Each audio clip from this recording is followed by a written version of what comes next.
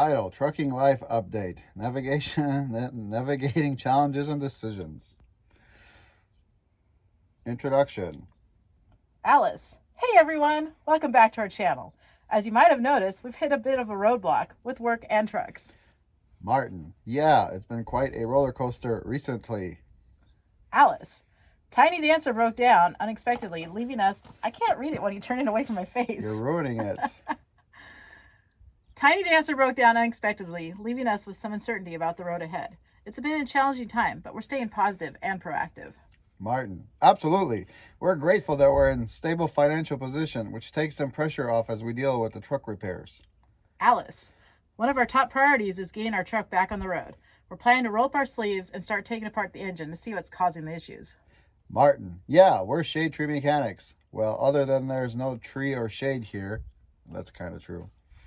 But we're determined to figure out what's going on. It's a learning experience and we're up for the challenge. That's End it. scene. End scene. In case you guys wondered, this is how does his videos. AI. AI, man.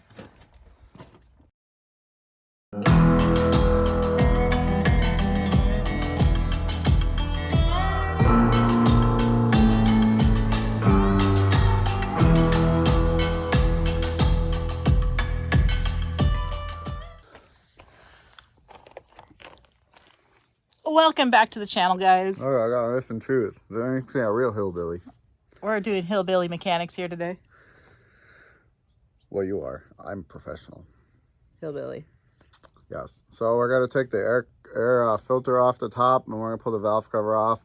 First thing I'm going to do is I'm going to inspect the valves to see if there's any raised valve stems, meaning that, you know, a valve sunk into the head or we have a valve problem. And then what I'm going to do is, I believe it's number 1 injector. I'm going to disconnect the wiring off of it because you can't turn it off on inside unless the engine's running and it's knocking so bad that as soon as you fire it up, you can hear it. And it's a little bit nerving.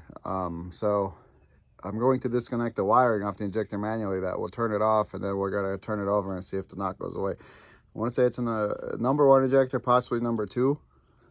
So we're going to yank the valve cover off. In order to do that, we don't really have to take the filter off, but I know that we're going to already have to get into that. So I'm taking the filter off just so I don't have to do it later.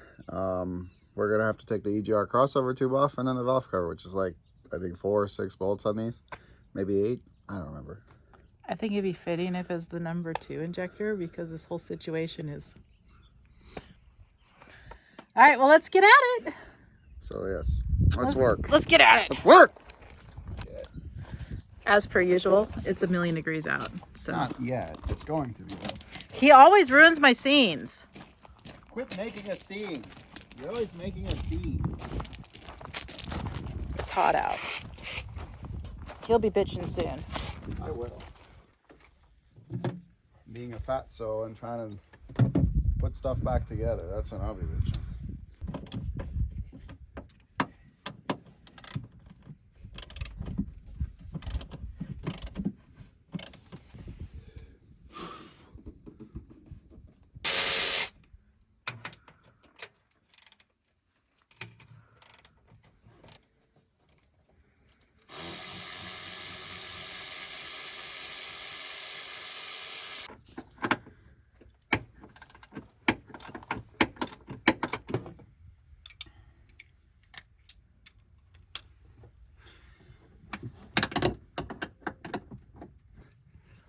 Nope, because I gotta put Loctite on the very back one. No Loctite. Look at that. See? They think of everything on these trucks. See, look at that. It sits on a hook. So you could just put it in there and get your bolts in. That's freaking awesome. It's like when you take the bumpers off. When you undo the bumper on these trucks, it sits on hooks. So you don't have to worry about it falling on your foot and crushing you.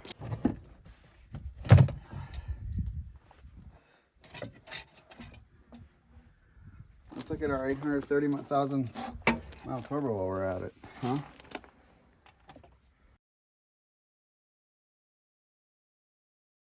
There's like no shaft light whatsoever. This turbo has 830,000 miles on it. Feel better about that.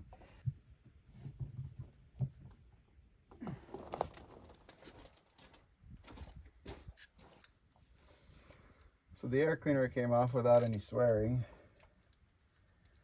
And we gotta take this crossover tube off, and then we got a clamp. Boy, I'm gonna wipe some of that oil residue off. So we got a little tab here that holds this, which just looks like a 10mm bolt. This comes off. 10 mil, 10 mil, other side 10 mil. This whole tube will come off.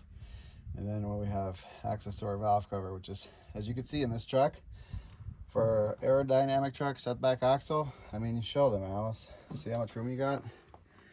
That's why I like working on these trucks. I really genuinely think that these are very owner-operator friendly. So I'm happy with them, you know. I think they're great trucks. So much room to work. One thing you want to be careful of, though, when you do take stuff like the valve cover off, you want to get all your crapper off of it, you know, like all your debris, because that will fall in the engine. You don't want that. I mean, a little bit ain't gonna hurt. But you just keep telling yourself that. You don't want that. Whatever makes you sleep better at night. Nope. This is the only annoying thing on these. When you want to take the valve cover off, you have to remove this stupid EGR crossover tube. Should you replace the gaskets? You can. Should you? I've never had to. They usually won't leak because they're crushed. They're usually steel gaskets and they seal fairly well.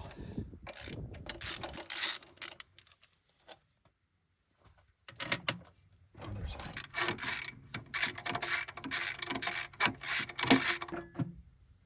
Ew.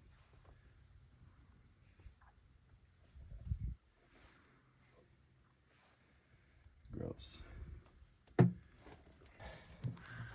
This is what it looks like. You see that? It's just wet.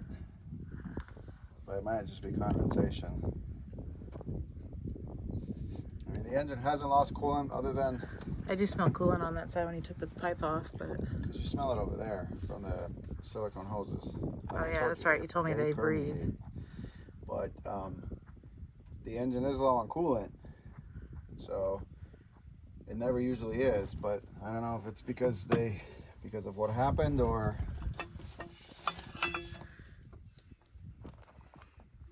See, this side's not dirty, but you can see you can kind of see the moisture over here, but over here you don't.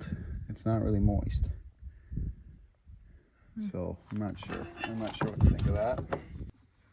See that? Your engine eats that, and this engine has 830,000 miles on it. Yes, the pistons and all that stuff inside is new, but this is like sand going inside your engine, okay? It's basically almost the same thing. It dusts everything. And Cummins uses the highest EGR intake of all the engines, because all the Euro engines, the DD15, the Mack Volvo, and the Packard, which is also European, they don't use as much EGR to control NOx. Cummins does for some damn reason. How can you remember all this crap? I don't know, I just do. I don't remember a lot of stuff. Like I was trying to remember something dumb the other day that I literally just done, and I didn't remember it, but I know this stuff. Oh, don't you dare touch me with that. So now we got 8 10mm bolts for the valve cover, but I'm gonna grab a rag real quick. Oh no, we need this. I'm gonna grab a rag real quick and blow some of that stuff off and wipe some of the crud off.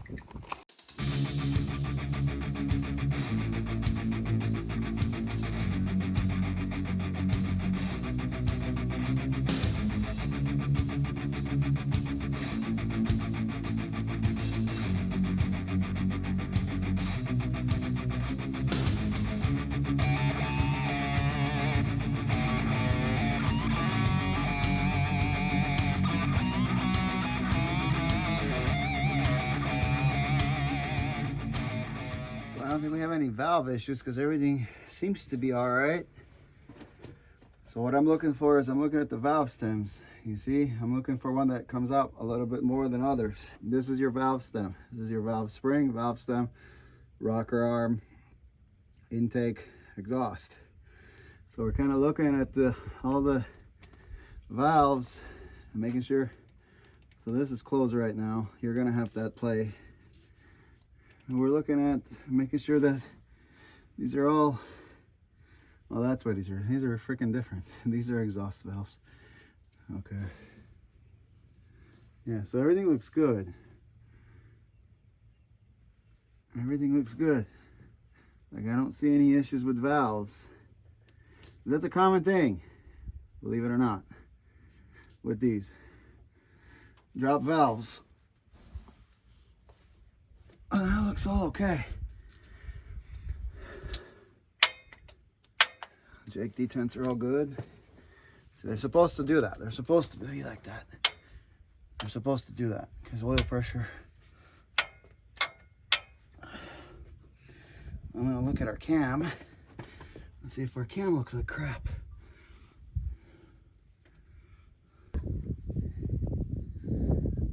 Well, everything looks good, man. Like the rollers look new. I mean, there's some wear here and there, but these rollers have not been replaced in 800,000 miles. So everything looks good. So what we'll do is we'll bump it. I'm gonna disconnect these solenoids on these injectors one by one. And we'll bump it over and see which one is bad. I have a feeling this is number one. What do you think? Well, I was kind of hoping for the number 2 given the situation. Oh yeah, that's right. Yeah. See, I never remember anything. But you can remember torque specs of some stupid bolt. Probably don't. Engine is, everything's unfiltered. Is it gonna kill the engine? No, it's not gonna kill the engine for 2 seconds of running. You don't want to run an engine with no air filter for long periods of time, but for what we're doing to determine a knock, it's not a problem. Just don't leave anything in your turbo, because then you'll be sad. So let's see. So if that one is the culprit, we will hear no knocking, right? We won't hear a knock. All right. Elimination rounds begin now.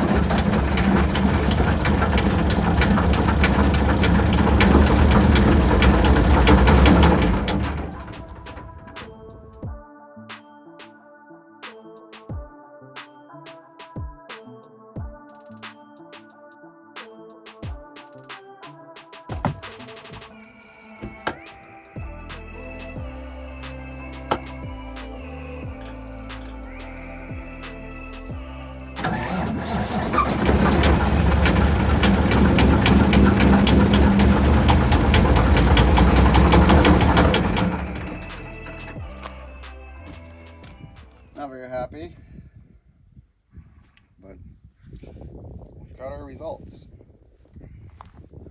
Survey says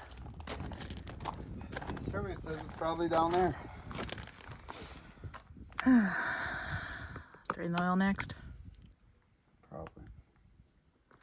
Bummer. It's a big wrench you got. Huh. I know. What are you doing with that big wrench? You should come outside, not pleasant or not. We're gonna undo the air compressor outlet, the discharge. I'll wait till you're done chewing. We'll start that over. Sorry. I'm gonna disconnect the air compressor discharge. It's gonna take the load off the compressor, and we're gonna rule off that's knocking. Hopefully. I say, if it's bad, we should put a 6NZ in it, sell it out of California This? to somebody that appreciates modern comfort but old school reliability. We have to repair it too then. Because I don't think the 6NZ will run very well with these 264s.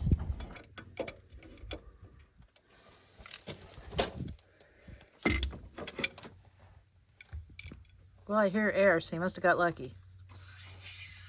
Oil pressure. That's kind of what I'm stumped about, you know? Yeah.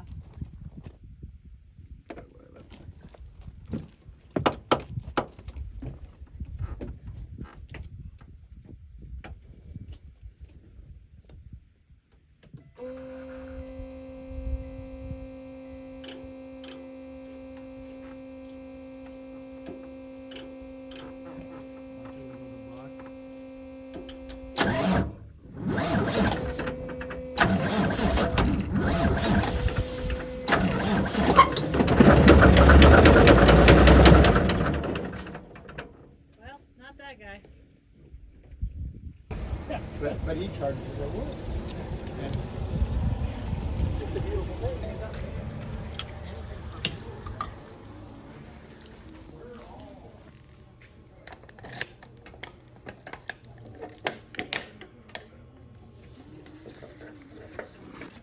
Oh my gosh, I got lots of mail today.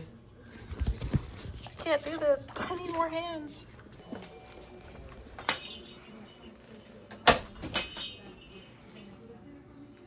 All right, we got mail from Mike's Mods and Customs, Damian Vega, Dottie, Nelson, and Creed Development. All the exhaust valves are protruding a little bit, and all the intake valves are normal height. So I think that's how they're supposed to be. Yeah, well, I will say this. Normally, on a bone stock head, brand new, the exhaust valves are higher than the intake valves, if I'm not mistaken. Yeah, that's how these are. That's how these are. I see no recesses. I see no dropped anything. I see no broken springs. I see I see nothing on the head. Like, as far as the top end of the head goes, everything up there looks good. Hey, Martin, I'm just brain farting here. Would you, like, Wayne Hyanson, he's a big shop here in northern Alberta. Well, not northern Alberta, kind of in the middle if you look at the map. Yeah. Me and him do monstrous amounts of tones a year. Maybe I should give you his number, and you can quiz him if you got questions on this type of deal, or you don't want to be buttered, you'd rather talk to me. Pick it up, pick it up, pick it up, pick it up. You see the drippy, I'm fitted up. Hop in my car and the giddy up. Secure the bag, yeah, I get the bus. Pick it up, pick it up, pick it up. You see the drippy, I'm fitted up. Hop in my car and the giddy up. Secure the bag, yeah, I get the bus. Pick it up, pick it up, pick it up, pick it up. I've been on the flex since flex zone.